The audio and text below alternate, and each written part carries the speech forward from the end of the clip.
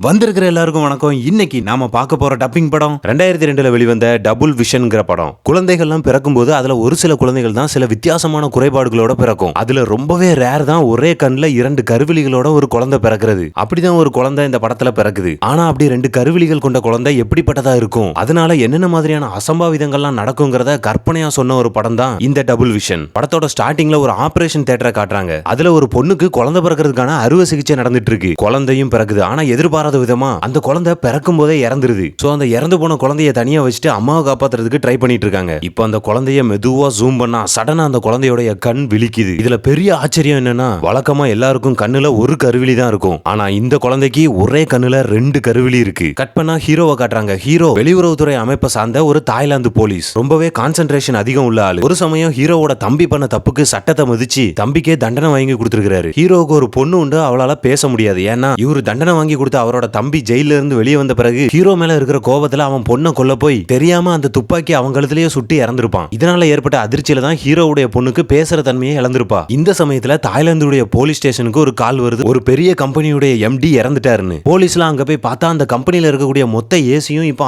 ஆஃப்ல இருக்கு. என்னன்னு விசாரிச்சா அந்த இறந்து போன எம்டி வழக்கத்துக்கு மாறா தனக்கு ரொம்ப குளிர்றதாவும் அதனால கம்பெனில இருக்கக்கூடிய ஏசி எல்லாம் ஆஃப் பண்ண சொன்னதாகவும் சொல்றாங்க. அவருடைய உடம்ப டெஸ்ட் பண்ணா அவருடைய மூக்குல இருந்து ஒரு விதமான திரவம் வழிஞ்சிருக்கு. அவருடைய பாடி போஸ்ட்மார்ட்டத்துக்கு போகுது. ஃபைனலா அவருடைய டெஸ்ட் ரிப்போர்ட்டுக்காக வெயிட் பண்றாங்க. இந்த சமயம் யாருன்னே தெரியாத ஒரு பொண்ணை காட்டுறாங்க. அவ வீட்டுக்கு வந்ததும் நியூஸ் பேப்பரை டேபிள்ல வச்சுட்டு வீட்ல உள்ள வேலையை பார்த்துட்டு இருக்கா. அந்த சமயம் அந்த நியூஸ் பேப்பர் சடனா பத்தி எரிய ஆரம்பிக்கி. அந்த தீயை கட்டுப்படுத்த முடியல. வீடு முழுக்க பரவிடுது. அவளும் பயத்துல உடனே போலீஸ்க்கு கால் பண்ணி தன்னோட வீடு எரிஞ்சிட்டு இருக்குங்கிறத இன்ஃபார்ம் பண்றா. உடனடியா அந்த இடத்துக்கு போலீஸ் டீம் கிளம்பி வருது. வந்து பார்த்தா அந்த பொண்ணு சொன்ன இடத்துல வீடு எரிஞ்சதுக்கான எந்த ஒரு தடயமுமே இல்ல. ஆனா அந்த பொண்ணு இறந்து போய் உறைஞ்சு போன நிலைமையில கிடக்குறா. அவளை டெஸ்ட் பண்ணி பாக்குறப்ப அவளுடைய மூக்குல இருந்தும் அந்த எம்டியுடைய மூக்குல இருந்து வந்த மாதிரியான ஒரு திரவம் வருது. சோ இதையும் அந்த போலீஸ் டீம் கலெக்ட் பண்ணி லேபுக்கு அனுப்புறாங்க. இந்த சமயம் ஹீரோ அவருடைய பொண்ணை டாக்டர் கிட்ட ட்ரீட்மெண்ட்டுக்காக கூட்டு போறாரு. அப்ப டாக்டர் கூட ஹீரோ பேசிட்டு இருக்கும்போது அந்த பொண்ணு எதேர்ச்சியா விளையாட்டுத்தனமா அந்த ஹாஸ்பிடல்ல இருக்கக்கூடிய ஒரு லேபுக்குள்ள நுழைஞ்சிரா. அப்ப ஒரு விஷயத்தை பார்த்து மிரண்டு போய் நிக்கிறா. அவளுக்கு முன்னாடி இருக்கக்கூடிய ஒரு டெஸ்ட் டியூப்ல படத்தோட ஸ்டார்டிங்ல ரெட்டை கருவிலியோட ஒரு குழந்தை இறந்து பிறந்துச்சு. அந்த சிசுவுடைய பாடி வைக்கப்பட்டிருக்கு. அந்த இடத்துல சீன் கட் ஆகுது. இப்ப பார்த்தா ஒரு ஃபாதர் நைட் அவர் தூங்கும் போது ஒரு புஸ்தகத்தை படிச்சிட்டு இருக்காரு. அப்பதான் அவர் எதேர்ச்சியா அவருடைய விரல்களை கவனிக்காரு. அதுல இருந்து அவருக்கே தெரியாம ரத்தம் வழிஞ்சிட்டு இருக்கு. பயந்து போய் தன்னுடைய சட்டையை கலத்தி பாக்குற. அவருடைய உடல் முழுக்க கீறப்பட்டு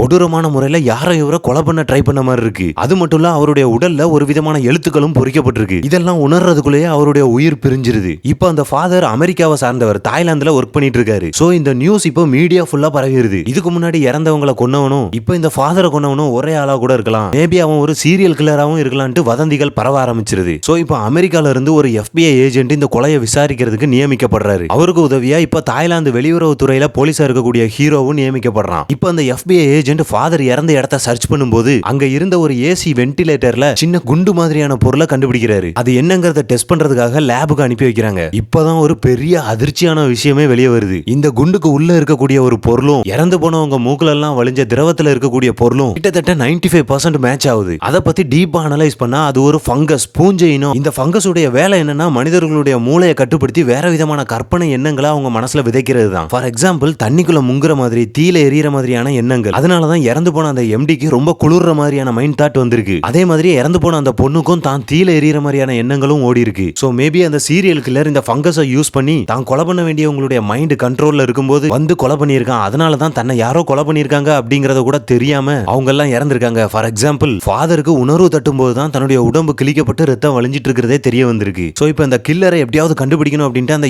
ஏஜென்ட்டும் ஹீரோவும் தீவிரமா வராங்க. சோ இப்போ அந்த ஃபாதருடைய உடம்புல பொறிக்கப்பட்ட எழுத்துக்கள் எதை குறிக்குது அப்படின்ட்டு தேடிட்டு இருக்காங்க. அப்பதான் தாய்லாந்துல இருக்கக்கூடிய ஒரு பழமையான மூட நம்பிக்கைகள் நிறைஞ்ச ஒரு கோயில்ல அந்த எழுத்துக்கள்லாம் இருந்திருக்கு அப்படிங்கறத ஒரு புக்கை பார்த்து ஒரு அனலிஸ்ட் மூலமா கண்டுபிடிக்கிறாங்க. அது மட்டும் இல்ல அந்த புத்தகத்துல நிறைய பலியிடுதல் பத்தின டீடைல் இருக்கு. அதுல ஒரு போர்ஷன்ல ரெட்டை கருவிலிகள் கொண்ட மனிதர்களுக்காக நடத்தப்படுற பலிகள் பத்தின டீடைல் இருக்கு. அதை படிச்சு பார்க்கும்போது நிறைய அதிர்ச்சியான மர்மமான விஷயங்கள்லாம் தெரிய வருது. அது என்னன்னா இந்த ரெட்டை கருவிலி கொண்டவங்க உடல் ரீதியா பல நோய்களால பாதிக்கப்பட்டிருப்பாங்க. அவங்களால எந்திரிச்சு நடக்க கூட முடியாது, படுத்த படுக்கையா தான் இருப்பாங்க. ஆனா அவங்களுடைய உடல்நிலையை நாம சரிப்படுத்தவும் முடியும். அதே சமயம் அவங்கள சாகாவரம் கொண்டவங்களாவும் நாம மாத்த முடியும். அதுக்கு நிறைய ரூல்ஸ் படி பலிகள் கொடுக்க வேண்டியிருக்கு. நீரால, நெருப்பால உடல் உறுப்புகள்லாம் வெளியே எடுக்கப்பட்டு அந்த பலிகள் இருக்கணும்னு அந்த புக்ல போட்டிருக்கு. இதை படிச்சு பாக்குறப்ப இந்த பலிகளுடைய ரூல்ஸும் நடந்த கொலைகளுடைய பேட்டர்னும் ஒரே மாதிரி இருக்கிறத ஏஜென்ட்டும் ஹீரோவும் கண்டுபிடிச்சிடுறாங்க. சோ அந்த கோயில்ல உள்ளவங்க தான் இங்க நடந்துட்டு இருக்கிற கொலைகளுக்கெல்லாம் காரணம் அப்படிங்கறத கெஸ் பண்ணிடுறாங்க. அது மட்டும் இல்ல அந்த ரெட்டை கருவிலி உடையவங்களுக்கு சாகாவரம் கிடைக்கணும்னா மொத்தம் அவங்க 5 பலி கொடுக்கணும். அதுல இப்போ 3 முடிஞ்சிருச்சு.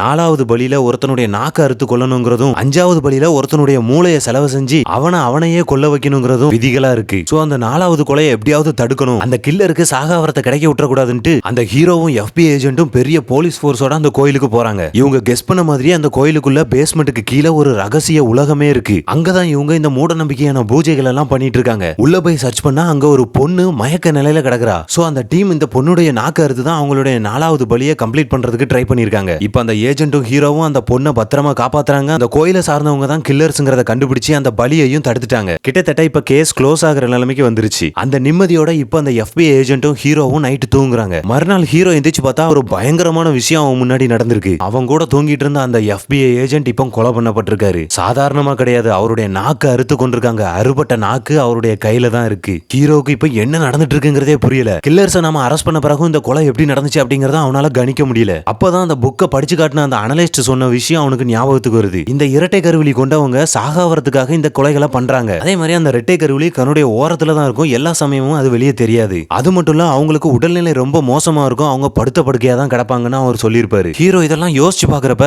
அந்த கோயிலுக்கு இவங்க எல்லாரையும் அரெஸ்ட் பண்றதுக்காக போயிருந்தப்ப அந்த இடத்துல இவங்க காப்பாத்தி கூட்டு வந்து அந்த பொண்ணு மட்டும் தான் படுத்த படுக்கையா கிடந்திருப்பா. இப்பதான் அவனுக்கு ஒண்ணு தோணுது, அந்த பொண்ணு தான் அந்த இரட்டை கருவிலி கொண்ட ஆளோ அப்படின்ட்டு. சந்தேகத்தோட வேகமா அவளை அட்மிட் பண்ணியிருந்த அந்த ஹாஸ்பிட்டலுக்கு போறான். அங்க போய் பார்த்தா அவளை காணோம். இவனோட சந்தேகம் கிட்டத்தட்ட உறுதியாயிட்டு இப்ப வேகமா அந்த கோயிலுக்கு மறுபடி போறான். அந்த பொண்ணை பேஸ்மெண்ட்ல தேடுறான். அவன் எங்கேயுமே கிடைக்கல. சடனா இவன் மேல பார்த்தா அந்த பில்டிங் உடைய டாப்ல இவனை மிரட்டுற மாதிரி அவன் நின்னுட்டு இருக்கா. அந்த பொண்ணு இப்ப 5 பலிகள்ல 4 பலிகளை நிறைவேற்றிட்டா. அதனால மாந்திரிகத்தால அவளுடைய உடலுக்கு சில பவர்ஸ் கிடைச்சி இப்ப கொஞ்சம் டார்க் மேஜிக் எல்லாம் பண்ற அளவுக்கு வந்துட்டா. அவளுடைய கடைசி பலியை நிறைவேற்றிட்டா அவளுக்கு சாகாவரம் கிடைச்சிரும். சோ அதை நிறைவேற்றுறதுக்கு ஹீரோவை தான் சூஸ் பண்ணிருக்கா. இப்ப ஹீரோவுடைய மைண்டை கண்ட்ரோல் பண்ணி அவனையே கொல்ல வைக்கிறதுக்கு ட்ரை பண்றா. ஹீரோ ஆரம்பத்துல தடுமாறினாலும் அவன் எப்பவுமே கான்சென்ட்ரேஷன் அதிகமா உள்ள ஆளு. அவனுடைய மைண்டை அவனே கண்ட்ரோல் பண்ணி அந்த பொண்ணை திரும்பி சுட்டுறான். 5 பலிகளும் முடிவடையாததுனால இப்ப அந்த பொண்ணு இறக்குற கண்டிஷனுக்கு போறா. ஆனா இறக்குறதுக்கு முன்னாடி என் கூடவே நீயும் வந்துருவேன்னு அவனுக்கு ஒரு சாபத்தை விட்டுட்டு அவ இறந்து போறா. சோ அந்த மாந்திரிக சொல்லுடைய பவர் ஹீரோவுடைய உடம்பையே நிலகுலைய வச்சிருது. அவனுடைய உடலும் இப்ப கிட்டத்தட்ட இறந்து போற கண்டிஷனுக்கு போயிட்டு அவனுக்கு ட்ரீட்மெண்ட் கொடுக்கறதுக்காக ஸ்ட்ரெச்சர்ல வச்சு வேகமா வெளியே எடுத்துட்டு வராங்க. இப்ப அவனுடைய உடலை அவனுடைய மனைவியும் அவனுடைய பொண்ணும் வருத்தத்தோட பாக்குறாங்க. அந்த சமயம் ஏற்கனவே ஒரு அதிர்ச்சியில பேசுற தன்மையை இழந்த அந்த பொண்ணு தன்னுடைய அப்பா இறந்து போறாருங்கிற அதிர்ச்சியில